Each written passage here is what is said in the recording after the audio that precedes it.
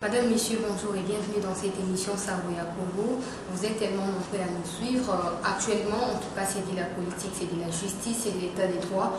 Les gens ont tendance à oublier que le coronavirus fait son impact, non pas seulement ici en République démocratique du Congo, mais partout dans le monde. C'est vraiment une guerre déclenchée de partout dans le monde, mais aussi des responsabilités sont partagées. Dans cette émission, on va vous parler de la responsabilité de l'Église en tant que leader d'opinion. En tout cas, c'est une très grande responsabilité. Une très grande. On va en parler dans cette émission. Nous avons reçu pour vous un des pasteurs des grandes églises mondiales, mais aussi ici à Kinshasa. C'est l'église Chapelle des Vainqueurs, extension des Biza Upen. En tout cas, cette église nous a tellement surpris avec ses actions sur le terrain, avec sa participation dans la lutte contre le coronavirus. C'est ce qui nous a boosté, nous a motivés à venir à la rencontre du responsable, autrement dit les bergers, les pasteurs de cette extension. Et c'est les pasteurs Shekina Massoudi à qui nous disons bonjour et bienvenue. Bienvenue, pasteur. Bonjour, merci, c'est pasteur Shekina Massoudi, pasteur de la Chapelle des Vainqueurs internationale Biza Upen. Merci de nous avoir reçus chez vous et merci d'avoir accepté de répondre à nos questions. Pasteur, pour la première question, dites-nous comment vous allez et surtout comment va l'Église en cette période de crise sanitaire. Nous allons très bien, nous rendons grâce à Dieu pour le don de la vie. Nous sommes reconnaissants à Dieu du fait que sa grâce nous maintient, sa miséricorde nous maintient. La douleur, c'est vrai, dans le cœur pour les familles qui ont perdu des êtres chers de par le monde. Nous prions que Dieu soit leur consolation et nous prions que cette pandémie puisse passer vite et que, voilà quoi, que la paix puisse être restaurée, l'harmonie, l'amour, que nous puissions nous faire des câlins et des salutations comme d'habitude, comme avant. Pasteur, sachant que le président de la République, son Excellence Félix Tshisekedi, avait déclaré la fermeture des églises de partout sur l'étendue de Kinshasa, je le dirais comme ça. Quelles sont les précautions que vous avez prises pour préserver la foi de l'Église, mais surtout la foi des brebis? Oui, bon, en tant que pasteur, Ézéchiel 34 dit au pasteur de prendre soin de brebis. Et les mesures qui ont été prises par le chef de l'État, nous avons reçu ça avec, voilà quoi, nous avons bien reçu. Pourquoi? Parce qu'il s'agit de préserver la vie des humains. La race humaine est attaquée par cette pandémie et ces mesures de barrières qui ont été prises, nous nous sommes mis à l'œuvre directement, d'accord? Nous les avons mis en pratique et ainsi il n'y a pas de rassemblement à l'église.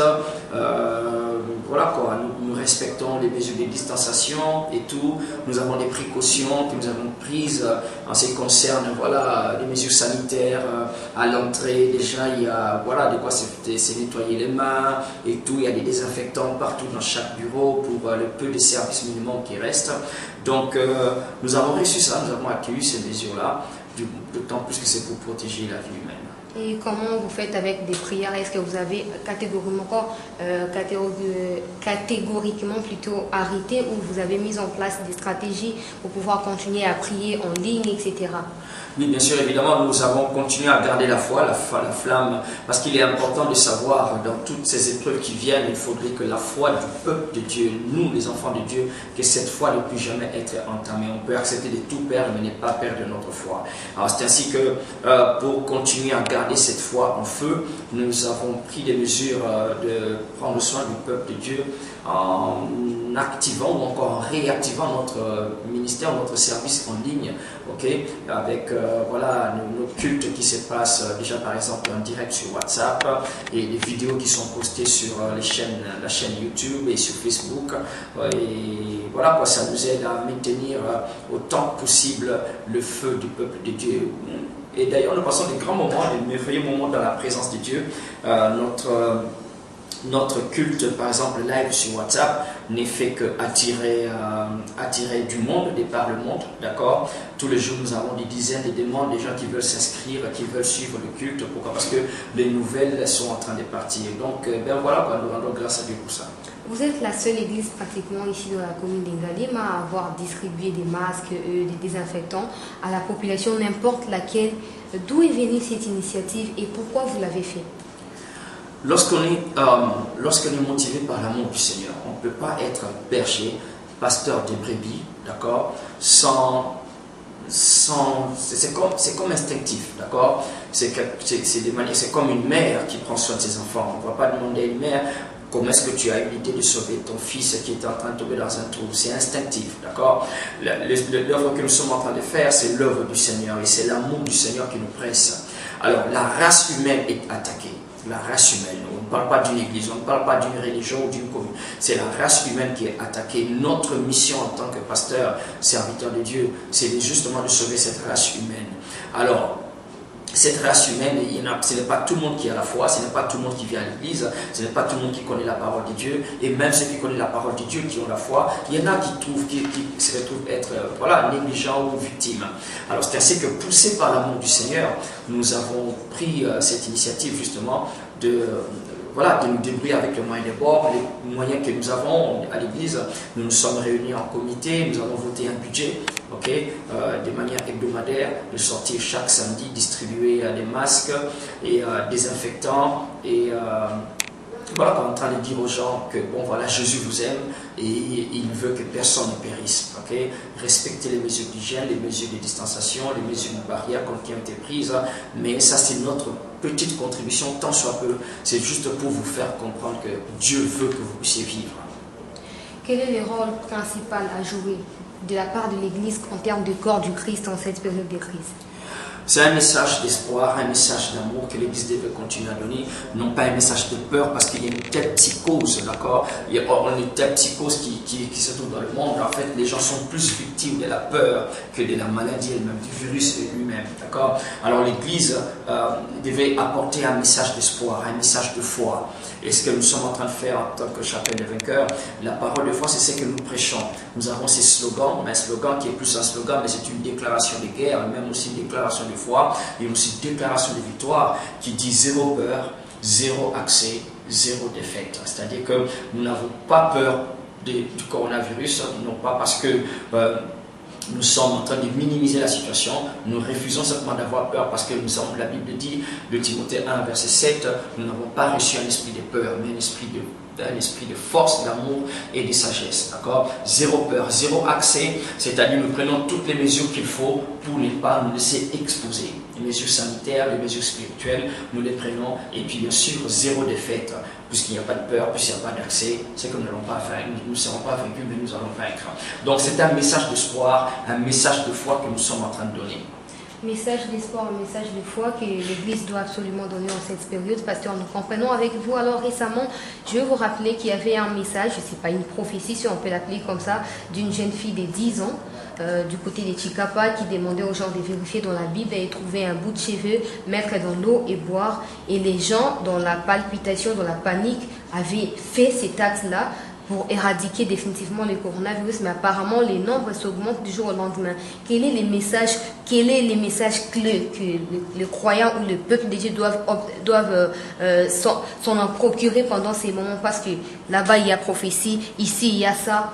Au juste, on doit se localiser où? Ouais, alors écoutez, je venais de dire ici qu'il y a une psychose, ok? Les gens sont plus victimes de la peur que du virus lui-même. Et nous devons comprendre que, malheureusement, tragiquement, certaines personnes, intentionnellement ou pas, consciencieusement ou pas, certainement, je sais, utilisées par le diable, ok, seront utilisées par le diable pour propager certains messages, soit des messages venant de la part de Dieu, ok? Et je pense que ces messages-là entrent dans ces cadres-là. Il n'y a pas que celui-là, on a entendu des autres qui parlaient de prendre ses urines et boire ses urines.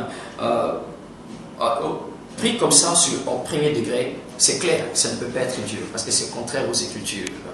C'est contraire à ce que la parole de Dieu dit. Tout message que quelqu'un dirait venir de la part de Dieu devait être en accord avec l'entièreté des Écritures. C'est ça le critère numéro 1. Alors du moment que ce message n'est pas en accord avec le critère des Écritures, d'accord, ça ne pouvait pas venir de Dieu, d'accord. Et puis, bien sûr, de l'autre côté, deuxièmement, c'est une interpellation pour tout enfant de Dieu, une interpellation pour ceux qui ont cru, ceux qui ont allé chercher, fouiller dans leur Bible pour chercher un morceau de chevelure. C'est une interpellation, ça devait nous interpeller, vous interpeller, pour nous dire que j'ai passé mon temps à venir à l'église, mais je ne connaissais pas la parole de Dieu, je ne connaissais pas les Écritures. C'est ainsi que le diable est capable d'emporter la plupart des personnes dans ce genre de faux messages, d'accord? Donc, ce n'était pas un message qui venait de la part du Seigneur, et tout autre message que nous avons continué à écouter. Il y en a même qui ont prétendu que ça serait la fin du monde, je ne sais pas moi, il y a quel jour là et tout ça. Il y en a que j'ai reçu des appels. Les 8 mai, les 9 mai, les 10 voilà, voilà. Une prophétie qui est sortie à partir du Brésil. Soi-disant venant du Brésil et tout ça, que ce serait la fin, il y aura les ténèbres. Mais écoutez, nous sommes aujourd'hui, je ne sais pas, les 14, rien de tout ça, d'accord? Lorsque j'ai reçu cet appel de la part de quelqu'un, je lui ai dit, mais écoutez, ce n'est pas biblique, d'accord? Ça n'a rien à voir avec les Écritures. Il est vrai que toutes ces choses sont en train d'annoncer, c'est la confirmation des Écritures, ok? Mais toutes ces choses dont les Écritures parlent dans le livre d'Apocalypse particulièrement, ce ne sont pas des choses qui vont arriver aussi longtemps que l'Église de Jésus-Christ est sur terre. Quand l'Église sera enlevée, la plupart de ces choses vont s'accomplir. Mais déjà, nous sommes en train de voir un peu comme une sorte de... voilà quoi, d'avant-goût, si vous voulez. Le monde est en train d'expérimenter une sorte d'avant-goût de ces choses-là. Pourquoi? Parce que la Bible dit que l'esprit de l'Antéchrist est déjà en train de circuler sur la terre. Où situez-vous les coronavirus? Maladie divine, maladie mondaine? Dieu ne peut jamais frapper de maladie. D'accord? Et qu'on se le dise, Dieu ne peut jamais frapper de maladie. Il nous aime tellement, il tient aux hommes. Il a tant aimé le monde qu'il a donné son Fils unique afin que quiconque croit ne périsse point, mais qu'il ait la vie éternelle. Dieu t'aime tellement, il ne peut pas te donner la maladie. Tout ce qu'il t'a donné, c'est Jésus-Christ. Il t'a donné Jésus juste pour te guérir de toutes sortes de maladies. Alors, toute maladie ne peut venir et ne vient que du diable. D'accord? Ça ne vient que du diable. Alors, tu as le droit et tu as la permission, tu as même le devoir de combattre cette maladie avec tout ce que tu peux trouver de la part de Dieu. D'accord? Sans hésiter, sans même te dire, bon, peut-être c'est Dieu qui veut m'enseigner une leçon. Aucun père ne voudra enseigner son enfant une leçon en l'infligeant une maladie. Aucune mère ne ferait ça, aucun parent ne ferait ça. Alors, Jésus dit, mais si vous, aussi méchants que vous êtes, vous ne pouvez pas faire ça à votre enfant, à combien plus forte raison le Père Céleste ne le permettrait pas? Donc, coronavirus, c'est une œuvre du diable. Et nous combattons cette maladie, nous combattons cette pandémie avec tout ce que nous avons, que Dieu a mis à notre disposition. Et gloire à Dieu, nous sommes vainqueurs. Parlant des combats, pasteur, nous voyons vraiment que vous êtes dans les combats et que vous avez même une part de la victoire sur votre page, je dirais, la page Facebook de l'Église Chapelle des Vainqueurs, UPEN. On a vu multiples témoignages de personnes, même de l'extérieur du pays, en train d'être guéries par le coronavirus à travers vos prières, pasteur. Vous pouvez nous en dire plus? Oui, c'est comme nous sommes en train de dire, ok? Nous avons relevé le défi, nous avons considéré le diable qui lançait un défi à la race humaine et plus particulièrement à l'Église corps du Christ. Et nous avons dit comme David, nous sommes prêts à te combattre, nous sommes prêts à te couper la tête. D'accord? David est entré dans le champ de bataille, il a dit, mais c'est qui ce Philistin, c'est qui cet incirconcis pour insulter l'armée du Dieu vivant? Pour la première fois, depuis que le Seigneur Jésus-Christ est ressuscité, pour la première fois, le monde, une grande partie du monde, ok, les églises ne se réunissent pas. Okay? C'est un grand défi, c'est une insulte à l'armée de Dieu. Alors nous avons dit, les combats, pasteur, nous voyons que vous êtes même dans la voie de la victoire parce que sur la page Facebook de l'Église Chapelle des Vainqueurs, Binza UPEN, nous avons vu tellement de témoignages des croyants à l'extérieur, tout comme ici au pays, qui témoignent être guéris du coronavirus. Vous pouvez nous en dire plus? Oui, donc nous avons relevé le défi, nous avons considéré que le diable, à travers son virus, nous a lancé un défi comme David dans le champ de bataille contre Goliath. Il est descendu dans le champ de bataille, il a dit, mais qui est ce Philistin, cet incirconcis pour insulter l'armée du Dieu vivant? Alors nous avons relevé le défi. Depuis que Jésus-Christ est ressuscité, à ma connaissance, c'est la première fois que dans une grande partie du monde, si pas le monde entier, les églises sont interdites de se réunir pendant un si long moment. Pourquoi? Parce que le diable est venu avec son virus. Alors nous lui avions dit, nous relevons les défis. C'est ainsi que nous avons mis notre foi en marche. Nous avons cru Dieu avec sa parole pour croire qu'il n'y aura pas de victimes de coronavirus.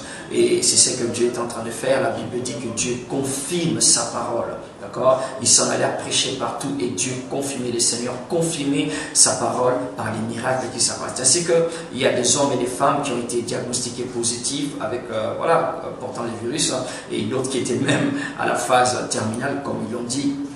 Ok, je me rappelle encore ce témoignage de ce cette personne aux États-Unis qui commençait déjà même à vomir du sang, j'aurais entendu vomir du sang, et nous avons cru, ensemble, il a utilisé les prières que nous sommes en train de faire, et boum, Jésus l'a guéri, là, la puissance de Dieu est tombée, ils ont été guéris. Donc, c'est pour dire que nous avons la victoire. C'est ainsi que nous confirmons encore cette déclaration de foi, zéro peur, zéro accès, zéro défaite. Jésus-Christ est Seigneur, il a vaincu le coronavirus à la croix, et nous sommes là pour le démontrer.